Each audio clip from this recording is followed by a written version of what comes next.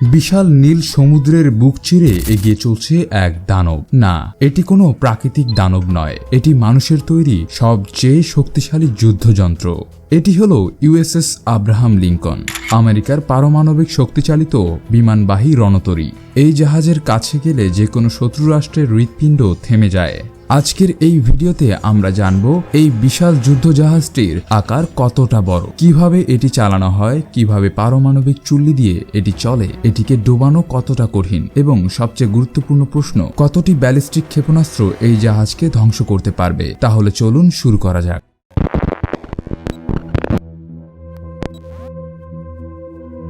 USS Abraham Lincoln, যার সামরিক পরিচিতি নম্বর হল CVN-72, এটি আমেরিকার নিমিজ্জ শ্রেণীর পারমাণবিক শক্তিচালিত বিমানবাহী রণতরীগুলোর মধ্যে একটি। জাহাজটির নাম রাখা হয়েছে মার্কিন যুক্তরাষ্ট্রের ষোড়শ রাষ্ট্রপতি আব্রাহাম লিঙ্কনের নামে, যিনি ছিলেন আমেরিকার ইতিহাসের অন্যতম মহান নেতা। এই জাহাজটি নির্মিত হয়েছিল 1984 সাল থেকে 1988 সালের মধ্যে। ভার্জিনিয়ার Newport News shipbuilding company এটি তৈরি করেছে। 1989 সালের 11 নভেম্বর জাহাজটি আনুষ্ঠানিকভাবে মার্কিন নৌবাহিনীতে কমিশন লাভ করে।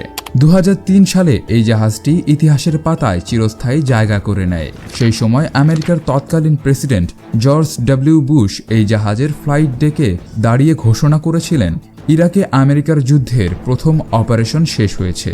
সেই মুহূর্তটি পৃথিবীর ইতিহাসে অবিস্মরণীয় হয়ে আছে। এই জাহাজ কতটা বড়? এখন আসুন আমরা এই জাহাজের আকার ও কারিগরি বৈশিষ্ট্য নিয়ে কথা বলি, এবং আমি গ্যারান্টি দিচ্ছি এই সংখ্যাগুলো শুনলে আপনার মাথা ঘুরে যাবে। দৈর্ঘ্য: ইউএসএস আব্রাহাম লিঙ্কনের মোট দৈর্ঘ্য হল 333 মিটার বা প্রায় 1092 ফুট। এই দৈর্ঘ্য কতটুকু বোঝাতে গেলে বলতে হয়, ঢাকার হাতিরঝিল লেকের একদিক থেকে অন্যদিকে এই জাহাজ প্রায় শুয়ে পড়তে পারবে। এম্পায়ার স্টেট বিল্ডিং যদি শুইয়ে দেওয়া হয়, তার চেয়েও এই জাহাজ দীর্ঘ। জাহাজের প্রস্থ হল 76.8 মিটার বা 252 ফুট, শুধু ফ্লাইট ডেক বরাবর। এই প্রস্থের মধ্যেই বিমান ওঠানামা করতে পারে একসাথে। পানির নিচে এই জাহাজের গভীরতা হল 11.3 মিটার বা 37 ফুট। এই জাহাজের মোট ওজন বা ডিসপ্লেসমেন্ট হল 1,02,000 টন। এটি পূর্ণভাবে লোড থাকলে আরও ভারী হয়। এত ভারী পানিতে কিভাবে ভাসে তা নিয়ে আর্কিমিডিসের সূত্রের কথা মনে পড়ে। ডেকের আয়তন প্রায় 18,200 বর্গমিটার।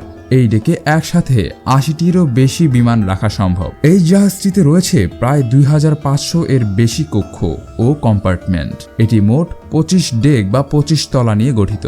একটি বড় হোটেলের কথা ভাবুন, কিন্তু সেটি যদি সমুদ্রে ভাসমান হয়। স্বাভাবিক অপারেশনে এই জাহাজে থাকেন প্রায় 3200 জন নৌসেনা এবং বিমানবাহী স্কোয়াড্রনের জন্য আরও প্রায় 2500 জন।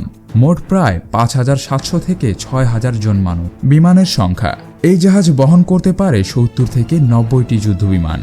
এর মধ্যে রয়েছে FA-18 হর্নেট ও super Hornet, EA-18G Growler electronic warfare বিমান, E-2CD হাউকে আর্লিং ওয়ার্নিং এয়ারক্রাফট এবং MH-60 হেলিকপ্টার। কেন এই জাহাজ সহজে ডোবানো সম্ভব নয়? এটি সম্ভবত সবচেয়ে আকর্ষণীয় অংশ। কেন এই বিশাল জাহাজ এত টেকসই? কেন শত্রুপক্ষে এটিকে ধ্বংস করা এত কঠিন? নিমজ্জ শ্রেণীর জাহাজের হাল তৈরি হয়েছে উচ্চমানের স্টিল দিয়ে। হালের পুরুত্ব বিভিন্ন জায়গায় বিভিন্ন। কোনো জায়গায় এটি 60 মিলিমিটারেরও বেশি। বিশেষ করে জলরেখার কাছের অংশ সবচেয়ে মোটা ও শক্তিশালী। এই জাহাজের ভেতরে রয়েছে শত শত জলরোধী কম্পার্টমেন্ট বা কক্ষ। যদি একটি টর্পেডো বা বোমা আঘাত করে এবং কয়েকটি কক্ষে পানি ঢোকে, তবুও বাকি কক্ষগুলো বন্ধ থাকে, ফলে জাহাজ তাৎক্ষণিকভাবে ডুবে যায় না। দ্বিতীয় বিশ্বযুদ্ধের সময় যে পুরনো জাহাজগুলো ডুবে গেছে, সেগুলোতে এই আধুনিক কম্পার্টমেন্ট সিস্টেম ছিল না। জাহাজে রয়েছে একটি অত্যাধুনিক ক্ষতি নিয়ন্ত্রণ ব্যবস্থা।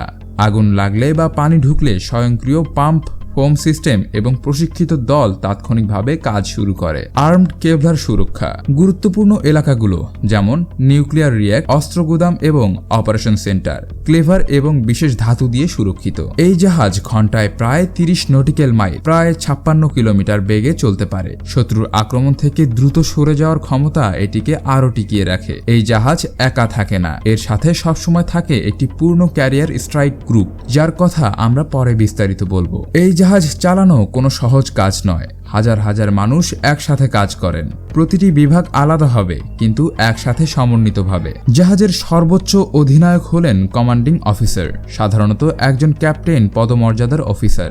তার নিচে এক্সিকিউটিভ অফিসার এবং তারপর বিভিন্ন ডিপার্টমেন্ট হেড, যেমন ইঞ্জিনিয়ারিং, অপারেশনস, ওয়েপন্স, এয়ার এবং মেডিকেল। ফ্লাইট ডেকে বিমান ওঠানামা পৃথিবীর সবচেয়ে বিপজ্জনক কাজগুলোর একটি। প্রতিটি বিমান উড়তে ব্যবহৃত হয় ক্যাটাপ্লট সিস্টেম। বাষ্পচালিত ক্যাটাপ্লট দিয়ে 2 সেকেন্ডে একটি বিমানকে 0 থেকে 280 কিলোমিটার গতিতে নিয়ে যাওয়া হয়। বিমান নামার সময় ব্যবহৃত হয় অ্যারেস্টর ওয়্যার সিস্টেম।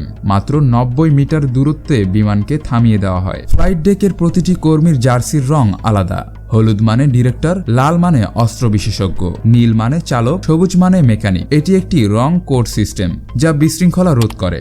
একটি বিমানবাহী রণতরীতে 24 ঘন্টায় কার্যক্রম চলে। 3টি শিফটে কাজ হয় 8 ঘন্টা করে। রান্নাঘরে প্রতিদিন প্রায় 18,000 বেলার খাবার তৈরি হয়। জাহাজে রয়েছে হাসপাতাল, ব্যায়ামাগার, লাইব্রেরি এবং টেলিভিশন স্টুডিও পর্যন্ত। এই জাহাজ সমুদ্রে চলতে চলতেই রিফুয়েল ও রিসাপ্লাই করতে পারে আন্ডারওয়ে রিপ্লেনিশমেন্ট বা UNREP পদ্ধতিতে। দুটি জাহাজ পাশাপাশি চলে। মাঝে দড়ি ও নলা দিয়ে জ্বালানি ও সরঞ্জাম স্থানান্তর হয়। 333 মিটার লম্বা একটি জাহাজ কিভাবে সমুদ্র পথ খোঁজে? এটি যতটা কঠিন মনে হয় ততটাই অত্যাধুনিক প্রযুক্তি দিয়ে সমাধান করা হয়েছে। জাহাজের সামনের দিকে উঁচুতে অবস্থিত ব্রিজ থেকে নেভিগেটররা জাহাজ পরিচালনা করেন। এখান থেকে দিগন্ত পর্যন্ত দেখা যায়। আধুনিক GPS ব্যবস্থা ব্যবহার করে জাহাজের সঠিক অবস্থান নির্ধারণ করা হয়। Electronic chart display and information system বা ECDIS ব্যবহার করে ডিজিটাল সমুদ্রের মানচিত্র দেখা হয়। Inertial navigation. GPS ব্যর্থ হলেও কাজ করে ইনার্শিয়াল নেভিগেশন সিস্টেম, যা জাহাজের গতি ও দিক ট্র্যাক করে সঠিক অবস্থান বলতে পারে। Radar system. বহু স্তরের রাডার দিয়ে আশেপাশের শত্রু জাহাজ, বিমান ও ক্ষেপণাস্ত্র শনাক্ত করা হয়। AN/SPS-49 এয়ার সার্চ রাডার শত শত কিলোমিটার দূর থেকে বিমান শনাক্ত করতে পারে। এত বড় জাহাজ ঘোরানো খুব কঠিন। এর 2টি স্কেক এবং 4টি প্রোপেলার রয়েছে। একটি পূর্ণ ইউটার্ন করতে এই জাহাজের প্রায় 3 কিলোমিটার জায়গা দরকার। এটি সম্ভবত সবচেয়ে রহস্যময় এবং অবিশ্বাস্য অংশ। এই জাহাজ চলে পারমাণবিক শক্তিতে, ডিজেল বা পেট্রোলে নয়। 2টি নিউক্লিয়ার রিয়েক্টর CVN-72 CVN-72তে রয়েছে 2টি A4W পারমাণবিক চুল্লি। এগুলো তৈরি করে ওয়েস্টিংহাউস ইলেকট্রিক কোম্পানি। কিভাবে কাজ করে? পারমাণবিক বিভাজন বা নিউক্লিয়ার ফিশন প্রক্রিয়ায় ইউরেনিয়াম পরমাণু ভাঙে। এই ভাঙন থেকে প্রচণ্ড তাপ তৈরি হয়। সেই তাপ দিয়ে বাষ্প তৈরি হয়। বাষ্প দিয়ে টারবাইন ঘোরে। টারবাইন থেকে বিদ্যুৎ তৈরি এবং প্রোপেলার চলে। প্রায় 2,60,000 হর্স পাওয়ার জ্বালানি। একবার জ্বালানি ভরলে এই রিয়েক্টর প্রায় 20 বছর চলতে পারে। কোনো জ্বালানি ট্যাঙ্কারের দরকার নেই। এটি পারমাণবিক জাহাজের সবচেয়ে বড় সুবিধা। তুলনা করলে একটি সাধারণ ডিজেল চালিত বিমানবাহী রণতরী প্রতিদিন লক্ষ লক্ষ লিটার জ্বালানি খরচ করে, কিন্তু CVN-72 চলে প্রায় বিনা জ্বালানিতে। রিয়েক্টরটি জাহাজের অনেক নিচে এবং সুরক্ষিত কক্ষে থাকে। যুদ্ধে ক্ষতিগ্রস্ত হলেও বিস্ফোরণ ঘটে না। রিয়েক্টর নিয়ন্ত্রণ কক্ষ পুরোপুরি বিকিরণরোধী। এখন আসুন সবচেয়ে উত্তেজনাপূর্ণ প্রশ্নে। এই জাহাজের নিজস্ব ক্ষেপণাস্ত্র প্রতিরক্ষা ব্যবস্থা কেমন? প্রথমে বলে রাখি, S-400 হল রাশিয়ার তৈরি ভূমিভিত্তিক দীর্ঘপাল্লার বিমান বিধ্বংসী ক্ষেপণাস্ত্র সিস্টেম। এটি 400 কিলোমিটার পর্যন্ত লক্ষ্যবস্তুকে আঘাত করতে পারে। USS আব্রাহাম লিঙ্কনে সরাসরি S-400 নেই, কারণ এটি একটি ভিন্ন ধারণার অস্ত্র। কিন্তু এই জাহাজের কাছে রয়েছে এর সমতুল্য বা আরও উন্নত সিস্টেম, evolved sea sparrow missile ESSM। এটি হলো একটি মাঝারি পাল্লার বিমান বিধ্বংসী ক্ষেপণাস্ত্র। সর্বোচ্চ পাল্লা 50 কিলোমিটার। এটি দিয়ে শত্রু বিমান ও ক্রুজ ক্ষেপণাস্ত্র ঠেকানো হয়। RAM-116 rolling airframe missile RAM। এটি একটি স্বল্প পাল্লার পয়েন্ট ডিফেন্স ক্ষেপণাস্ত্র। ঘন্টায় কয়েক হাজার কিলোমিটার বেগে আসা ক্রুজ ক্ষেপণাস্ত্রকে শেষ মুহূর্তে ধ্বংস করতে পারে। ফ্যালান্স CIWS close in weapon system. এটিকে বলা হয় শেষ প্রতিরক্ষা লাইন। এটি একটি মিনি গান যা প্রতি মিনিটে 4500 থেকে 6000 রাউন্ড গুলি ছোড়ে। রাডার নিয়ন্ত্রিত এই সিস্টেম ক্ষেপণাস্ত্র আসার সাথে সাথে স্বয়ংক্রিয়ভাবে গুলি করে। এটিকে থার্ড সিস্টেমের সাথে তুলনা করলে বলতে হয় থার্ড ভূমি থেকে ব্যালিস্টিক ক্ষেপণাস্ত্র ধ্বংস করার সিস্টেম। USS লিঙ্কনে সরাসরি থার্ড নেই, কিন্তু কাছের এজিস ডিস্ট্রয়াররা এই কাজ করে। Aegis combat system. এই জাহাজের সাথে থাকা টিকনডেরোগা ক্লাস ক্রুইজার এবং আর্লেই বার্গ ক্লাস ডিস্ট্রয়ার জাহাজগুলোতে রয়েছে এজিস কম্ব্যাট সিস্টেম, যা S-400 এর চেয়ে অনেক বেশি শক্তিশালী।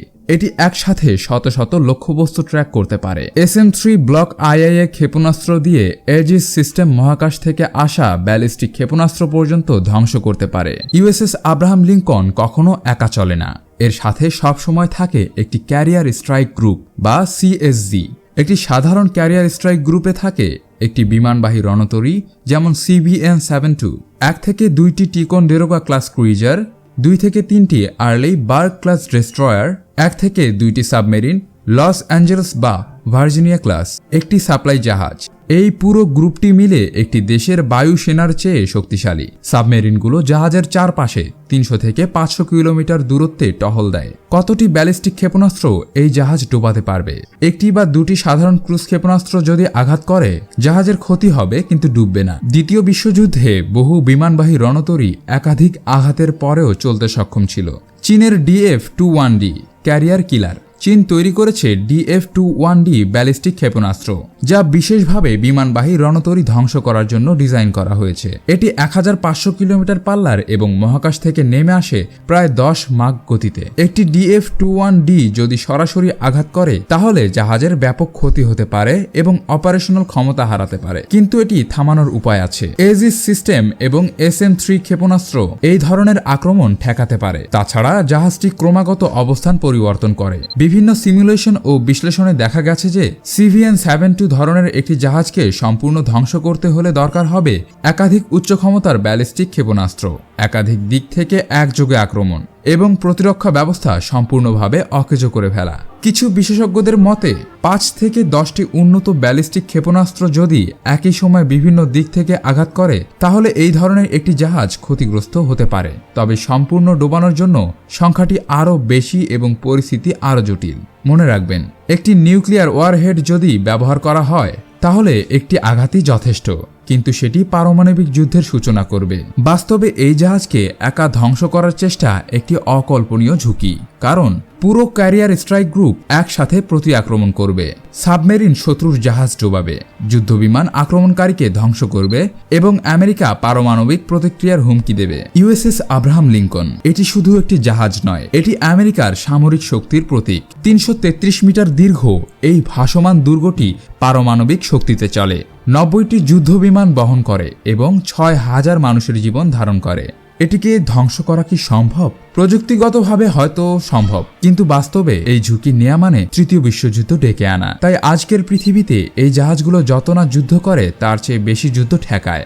শুধু সমুদ্রে উপস্থিত থেকেই এটি শত্রুকে বলে দেয়, আমার সাথে পেরে উঠবে না। আজকের এই ভিডিও যদি ভালো লেগে থাকে তাহলে লাইক ও সাবস্ক্রাইব করতে ভুলবেন না। কমেন্টে জানান কোন যুদ্ধজাহাজ নিয়ে পরবর্তী ভিডিও দেখতে চান।